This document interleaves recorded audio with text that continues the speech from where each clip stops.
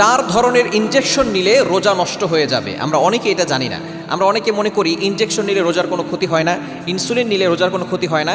অবশ্যই আমরা অনেক ওলামায়ে কিরাম এ বিষয়ে ফতোয়া দিয়ে দিয়েছেন যে ইনজেকশন নিলে, যেটা খাদ্যনালীতে প্রবেশ করে না, এরকম ইনজেকশন নিলে আপনার রোজা নষ্ট হবে না। তবে চার ধরনের ইনজেকশন আছে যেগুলো নিলে আপনার রোজা নষ্ট হয়ে যাবে। নাম্বার ওয়ান, এক নাম্বার হচ্ছে এনার্জেটিক, অর্থাৎ যেই ইনজেকশন নিলে আপনার শরীরে শক্তিবোধক যে ইনজেকশনগুলো আছে, শরীরে শক্তি হবে, এই ধরনের ইনজেকশন নিলে আপনার রোজা বাতিল হয়ে যাবে, রোজা নষ্ট হয়ে যাবে। অর্থাৎ আপনি আপনার শরীরে দুর্বল হয়ে যাচ্ছে না খেয়ে থাকার কারণে, আপনি যে ইনজেকশন নিচ্ছেন এনার্জেটিক ইনজেকশন, যার কারণে দেখা যাচ্ছে আপনার শরীরে শক্তি আসতেছে, এই শক্তিবোধক ইনজেকশন নিলে আপনার রোজা নষ্ট হয়ে যাবে।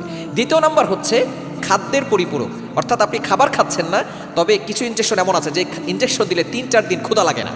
এমন ইনজেকশন যদি আপনি আপনার শরীরে পুশ করেন তাহলে কিন্তু আপনার রোজা নষ্ট হয়ে যাবে। কেননা রোজা হচ্ছে আপনাকে ক্ষুধার্ততা শিক্ষা দেয়। অসহায় মানুষরা যারা না খেয়ে থাকে, যারা অসহায় মানুষ ক্ষুধার্ত অবস্থায় থাকে, তাদের যে একটা কষ্ট আছে, এই কষ্টটা আপনি বুঝতে পারবেন। এখন যদি আপনি ইনজেকশন নিয়ে নেন, খাদ্যের পরিপূরক ইনজেকশন, যেই ইনজেকশন নিলে আপনার ক্ষুধা লাগবে না, এমন ইনজেকশন নিলে আপনার রোজা কিন্তু নষ্ট হয়ে যাবে।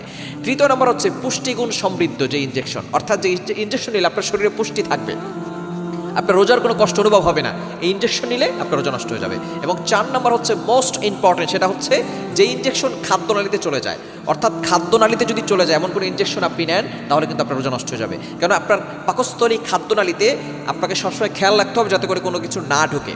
ইনজেকশন যেটা পেইন কিলার, এই ধরনের ইনজেকশন নিলে কোনো সমস্যা হয় না। ইনসুলিন যেটা চামড়ার ভিতরে দেওয়া হয়, রগেও যায় না, সেই ইনজেকশন নেওয়া, ইনসুলিন নেওয়া আপনার যায়, কোনো সমস্যা নেই। তবে খাদ্যনালীতে যেটা যায়, এনার্জেটিক যে ইনজেকশন, এরপরে খাবার পরিপূরক, খাদ্যের পরিপূরক যে ইনজেকশন, পুষ্টিগুণ সমৃদ্ধ যে ইনজেকশন, এই 4 ধরনের ইনজেকশন নিলে আপনার রোজা নষ্ট হয়ে যাবে। এজন্য অবশ্যই সতর্ক থাকতে হবে।